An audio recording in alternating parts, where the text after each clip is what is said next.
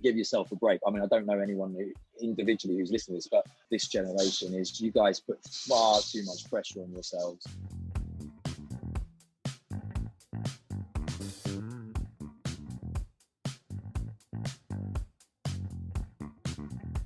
My name is Neil Sartario. Nice to meet you all, whoever's watching. I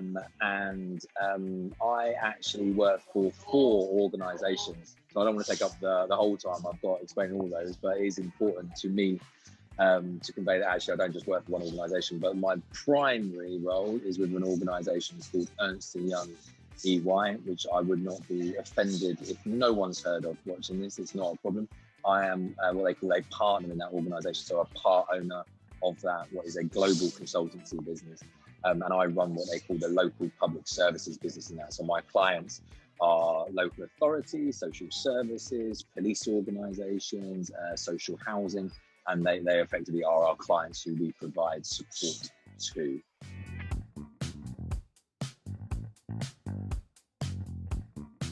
So let's take an example. So at the moment, if no one's aware, we're living through coronavirus. That is a wicked issue that this country was ill prepared for, I think it is fair to say. And effectively, a bunch of people in government and beyond are going like, they go to organisations like us and say, do you have any ideas of how we could help this situation in terms of how do we protect the most vulnerable? How do we set up the technology to maybe help you test and trace, for example, where I am today, you know, you've got a little bar thing where you have to scan in. All these things take a thought process and then a doing process. The way I think of professional services, my job is that we try, when possible, help the thinking behind what you need to do. But most important is because we want to get paid for doing stuff and making things better. So it's that moving to action to try and improve the outcomes or the results of whatever you're thinking about. That is fundamentally what consultancy is about.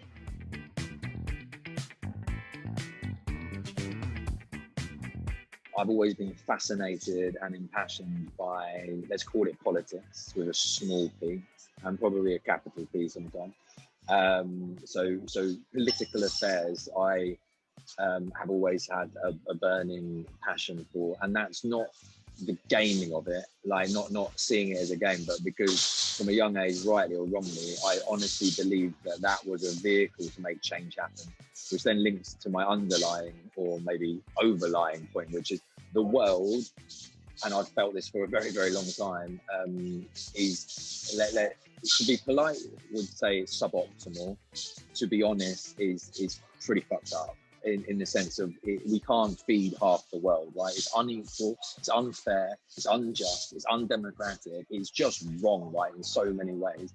And I've never been able to shake that kind of monkey from my back of just walking around knowing that I actually am hugely privileged in a lot, we're in a world where loads of people are not, right? So politics was my effective route to be able to try and exercise that kind of demon of constantly seeing injustice in front of me in the world and try to make a change.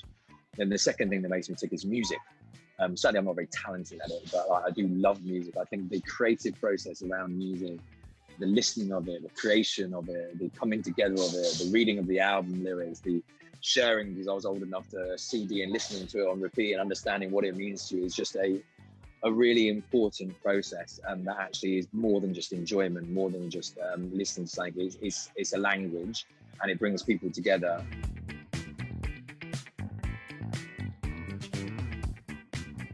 I would say that the 2 decades from about 10 when I got my first job, sort of cash in my pocket job, to late 20s, those 2 decades was largely learning by normally doing things wrong and being very, very lucky to have people give me second chances, and have very lucky to have a family that stood by me, right?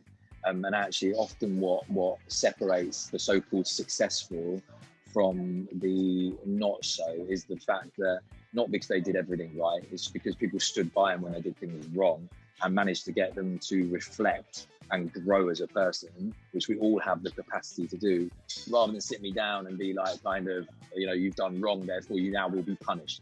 You know, I'm a massive believer in that every human soul has the ability to grow and rehabilitate, and the fact that someone does something so-called wrong is normally a product of environment and circumstance rather than inner wish, as it were.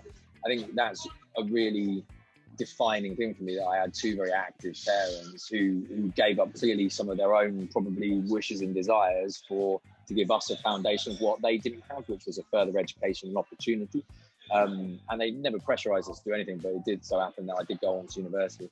But the work ethic that I got came very much from the fact that just spreading a limited amount of money around 6 kids is tricky, right? So like, you know, it often came back to me that like a decision about, is this a necessity or is it a desire? I had a very good run for 10 years. So between the ages of 11 and 21, I was invited to leave every single job that I did over that decade.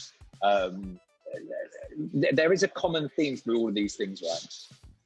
That every time I was invited to leave my position of employment, I was always invited back for one last conversation, which was, again, which is why I'm quite fortunate, is the person who had to sadly sort of do the firing would always normally be kind enough to have a chat with me after the situation that's caused it, or situations that's caused it. And then normally like have like kind of put a little bit of a virtual arm around me, if not a physical, like an actual one, and be like, kind of, look, you're a good guy. Like, actually, this is why, and like, you know, this isn't for you, but maybe you should go and do this. So actually, many of my future jobs got linked up by the people that sacked me and said, like, you're going to be better suited to this. So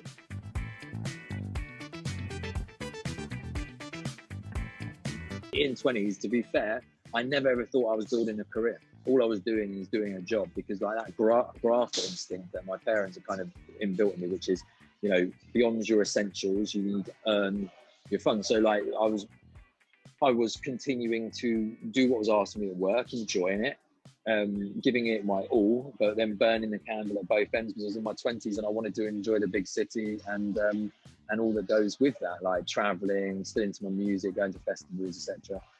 So at no point was I ever really building a career, so-called. But I was successful enough in getting people supporting me through my so-called career by offering me opportunity to get promoted into different opportunities. I was traveling quite a lot, and I just said yes to everything, pretty much, like, because it's kind of, when you don't go into it thinking like this is a pathway to something, you just go with your kind of your heart and your principles. So if someone offered me something that wasn't undermining my principles, and it seemed quite exciting, I just jumped into it, like, and I did it without thinking, will this get me somewhere? It's just more like, this is going to be a good experience.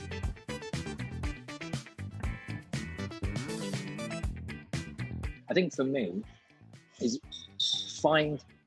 people know what for me, music makes me tick, politics makes me tick. I love debating. I like interactions. So, you can find meaning in anything, right? And actually, I think sometimes people are far too worried, particularly at any point in their career, about the beginning, about trying to find something that, when you look at it on paper or when you tell it around the dinner table, or wherever you eat, like, that people go, oh yeah, no, well that's really meaningful, like, or, you know, it's effectively, it's a veneer of meaning. Now the problem with that is, if that's what you search for, you don't actually solve what's underneath it. What's the soul? What's the bit of you you're giving to it? And I think people, if they were much more honest, like, if you tried to peel away that kind of, does this sound good, and actually started to, am I energized around it? And for me, like, I know when someone believes in what they're doing, because they often don't talk about it in terms of, like, you know, trying to sell it.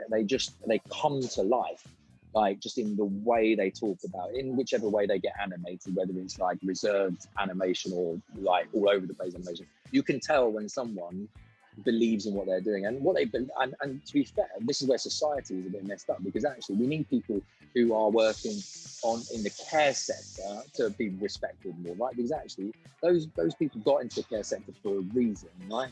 Like, they get underpaid, but they're doing fundamental work, right? So we need to start lifting the profile of real passion, not kind of, oh well, I started a startup, or like I work in, like, you know, something that sounds good, right? Like, you can bring meaning to any walk of life. And actually, if we as human beings did that, each and every one of us found meaning in what we did day to day, it would more than incrementally make the world a better place, much more.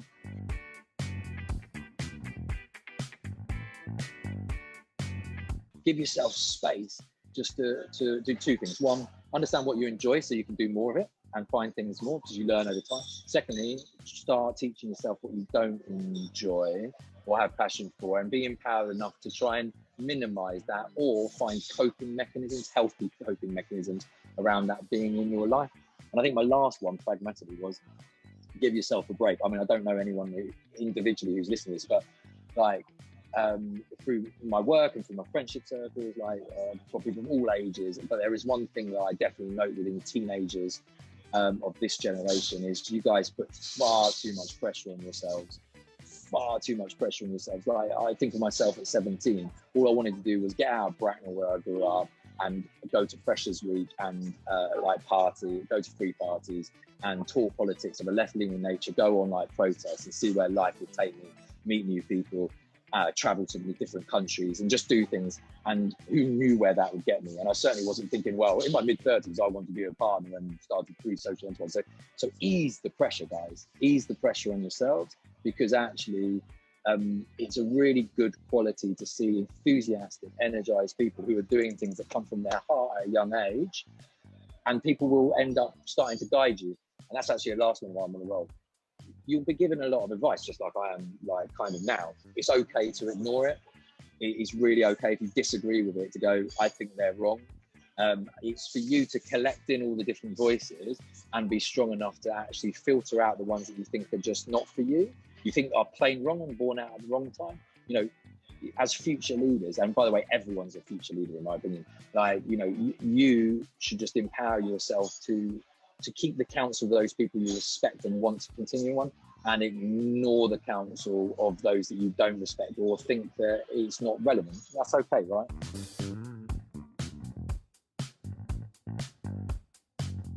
You get one shot at life, like one shot, and like I guarantee you, you're never going to get to your deathbed and be like, I wish I did that extra bit of work, I wish I got that extra little bit of status.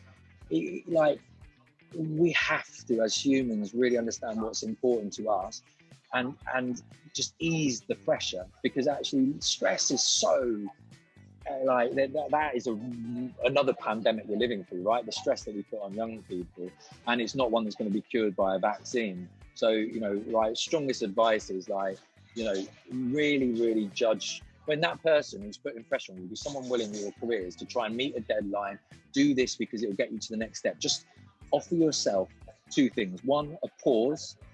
Is that person really asking you for the benefit of you or the organization they represent or your customers or your citizens? Or are they doing it because they're stuck in a loop where this is how we always flog ourselves to the top? Because we need the next generation not to follow that pattern. We do not need basically woke Trumpites walking around, right? That would be the worst thing. We need to actually evolve the way we have leaders and not just basically put an acceptable woke face on basically populist right-wing views. And I believe the next generation can do that if we don't suck them into what is the pressure cooker of current leaders. And you know, it's like literally just passed down generation to generation. So, you know, I'm trying to make an active, I think you're very gracious calling me a leader anyway, but in my position of so-called average privilege, I definitely want to role model the fact, you know what, I want to chill out. And that doesn't mean not being accountable, responsible, driven, ambitious. It just means, like, you know what, it definitely, we need everyone to really say, what's the point of all this? What's the point of the pressure I'm feeling? What's the point of the next so-called step, right? And find meaning in it, because that's kind of a good North Star to making decisions about where you want to go in your life.